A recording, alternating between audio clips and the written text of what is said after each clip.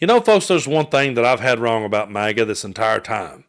I've said in the past, they give Donald Trump a pass whenever he's cruel, or he's hateful, or he's insulting to people, or he calls them names, or he just comes out and says things that are flat out racist, or if he has speakers at his rallies come out and just be over the top racist. I used to say, and MAGA will give them a pass for that. But it's not really that MAGA is giving them a pass for it. They applaud them for it, and they love him for doing that. It's not that they're giving him a pass for being cruel or rude or hateful or insulting or racist. They love him for being that, and he empowers them to do it. And when they see fellow MAGAs acting out, they consider those people to be patriots. And that's one of the most disgusting things this entire time, is sitting back and watching what happened on January 6th and then hearing those domestic terrorists be labeled patriots and hostages. And Donald Trump will say they've been treated more unfairly than any group in history. And they change the words to the national anthem and they sing along, and Donald Trump stands up and salutes and says he will pardon all those people who blatantly disrespected our capital and tried to overturn an election that they lost because they bought into the lies and conspiracies that Donald Trump pushed out there. It's not that they're giving him a pass for pushing out that stuff. They applaud him for it. And if they see someone having an outburst while casting their vote, they'll applaud that too. And not only them, but JD Vance himself. I'm going to read you a story here from MidasNews.com. This was written by Brett Marcellus. And again, you got to stop giving anyone in MAGA the benefit of the doubt. If you see a headline like this, yeah, a couple of years ago, maybe 10 years ago, you may have said to yourself, if you read this headline, JD Vance applauds applauds a voter for calling a poll worker a dickhead and telling him to suck her, you can fill in the blank there yourself, in a deranged outburst. Now, if you read that headline at any other time in American history, you'd say that's satire. No way that's real. But no, folks, this is MAGA, this is real life, and this is what JD Vance calls patriotic. We're going to take a look at this article now. So, in a scene captured by a Redditor at an early voting location, an elderly woman wearing Trump-themed attire allegedly became irate when poll workers asked her to follow the polling place's rules prohibiting political merchandise. Instead of simply complying, the woman reportedly unleashed a tirade of insults and obscenities at the workers. When asked again to remove her political gear, she tore off her shirt in frustration, remaining in just her bra in front of the others waiting to vote. This shocking moment quickly circulated online, sparking outrage, but it also garnered vocal support from Donald Trump's running mate, JD Vance. Rather than denouncing the outburst, Vance took to social media where he labeled the woman's actions patriotic, encouraging a divisive response to basic rules meant to ensure neutrality at polling sites. The gesture was pointed signal to supporters, indicating that such disruptive behavior, even in a setting as important as voting, are worthy of praise in the eyes of Trump and his allies. Now, I want you to look at this. This is what JD Vance shared. He reposted this, where went out to vote today.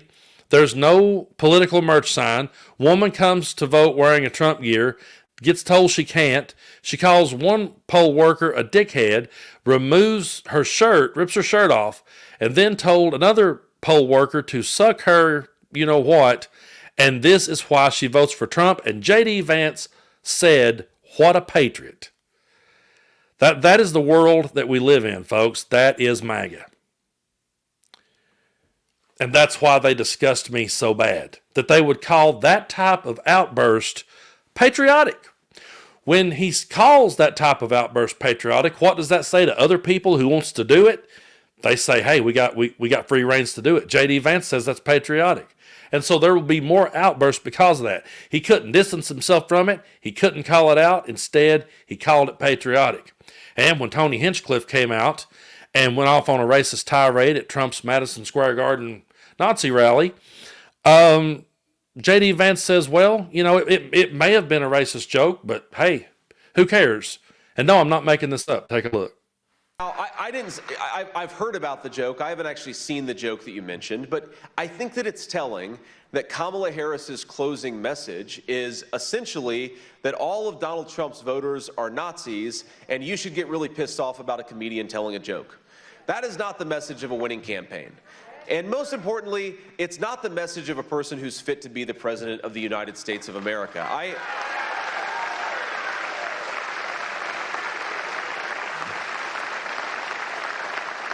And my own view on this is, look, again, I haven't seen the joke.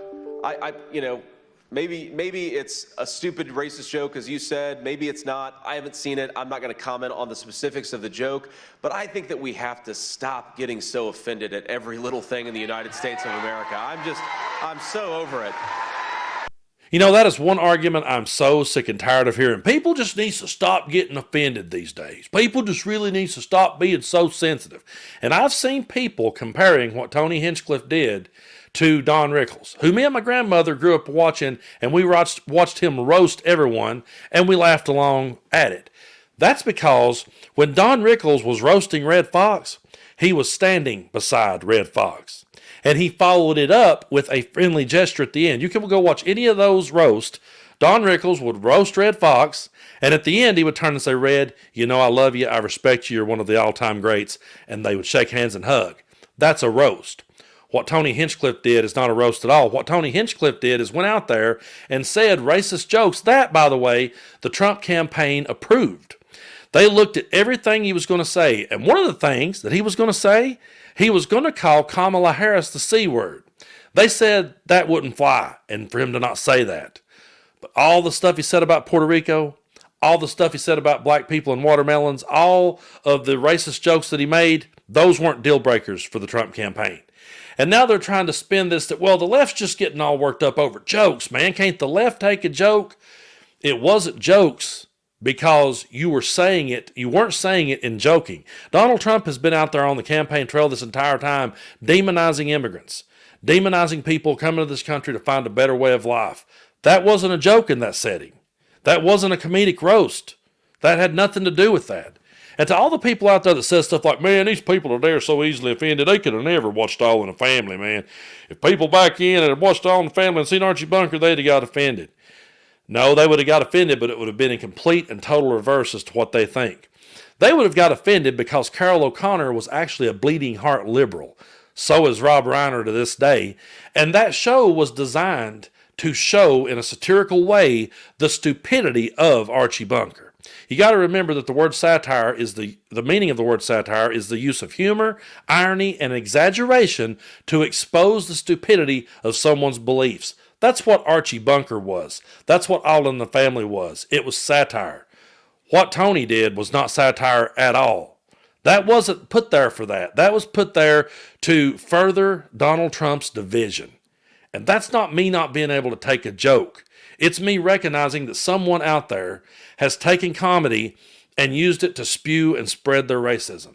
And like I've said before, there's another article, I said this in a previous video, there's another article on MidasNews.com that bookmarks every one of Tony Hinchcliffe's racist tweets that he's made over the years. Now, where was the comedic roast there? I don't want to read them. I don't want to pull them up on the screen. I don't want to trigger anybody, and I don't even want to give it that much more time, to be honest with you. But if you want to see this dude's history with racism, it's right there in front of you. You can go look at it, read it, be the judge for it of yourself. But you got to stop and say, is this a comedic roast with the people that he's roasting sitting there beside him and they're all going to shake hands and hug when it's over? Or was that him going out there to further divide? And then there's people who will say, well, this is, oh man, Trump's baiting them into talking about it. He'll get the left talking about jokes. He'll get the left demonizing comedians. They're falling for the bait. Okay, let's go ahead and give it to them, and let's say that that's their idea. Let's say that their idea is to have a comedian go out and tell a bunch of racist jokes to bait us. Do you realize what we're saying out loud right there? They're okay with using racism to bait someone. So that's not a flex if people are saying they did this to try to bait us into talking about it. They were okay with using racism, and they were okay with racist people hearing that and laughing about it. Just like I said earlier in the video, people will see that poll worker making an ass of herself, and they'll go out and make an ass of themselves too, because they know JD Vance and Donald Trump will call it patriotic. Meanwhile, they'll turn around and continue to spread their racism, and they'll say, well, Trump had comedians, why can't y'all take a joke? Racism is not a joke to us, folks. It never has been. It never should have been. There's no world in which it should have been. And I'm going to be brutally honest with you. I grew up right here in the South. Have I laughed at a racist joke before? Yes, I have. When I was a younger kid growing up, I repeated jokes that I didn't understand were racist. Later on, I had to be told that they were because I didn't know, because I was ignorant, because I was uneducated. Once I learned the difference, guess what I did? I stopped saying it. I don't find it funny. This was not Tony going out there and doing a comedic roast. This was him going out there and spreading more division. And if this is their idea, of, oh, we're going to bait them into talking about it, they were okay with using racism to bait someone, if that was their plan. That's not what it was at all. That was them going out there, and in the words of the late, great Buck Owens, they were just acting naturally. Buck Owens had one of my favorite songs, Act Naturally. They're going to put me in the movies. They're going to make a big star out of me. They'll make a film about a man that's sad and lonely, and all I got to do is act naturally. I always loved that tune. Well, all Tony Hinchcliffe had to do at that rally and all Tucker Carlson had to do, they just had to go out there and be themselves, because none of the jokes on that paper were deal breakers. None of them. They stopped him from calling Kamala the C word, but they didn't stop him from using race. And if that's their idea of trying to bait us, it actually shows them for who they are more so than they realize. That's not comedy, folks. I love a good comedic roast as good as the next person. And I wish that my Nana was back here with me today. We'd go back and watch some old Dean Martin roast, and we would all laugh because they were laughing together, not punching down and talking down to people coming here to make a better way. I think I've never found that Tony dude to be funny. I've always found him to be disgusting, and also he don't know jack shit about wrestling. Anytime that Joe Rogan has a wrestler on the podcast, he's always sitting over there, and the guy don't know jack shit about it. I had to point that out. That always annoyed me. He'll sit right next to The Undertaker and doesn't have a clue what he's talking about, and Joe says, oh, he's the wrestling expert. He's not even that either. But I appreciate you guys for tuning in, and I hope everyone is getting ready for this election. They're showing us who they truly are. And at this point, folks, it's not about his character anymore. We know what Donald Trump is. It's about ours. Which side are we on? What side are we going to stand on? I know where you guys are standing, and I know a lot of you have already voted, and I know some of you are about to, and some of you are going to on Election Day, and we're going to be on the right side of history. So I thank you so much for coming along on this ride with me. And again, if you haven't already, hit that subscribe button, and I appreciate your support. Thank you all.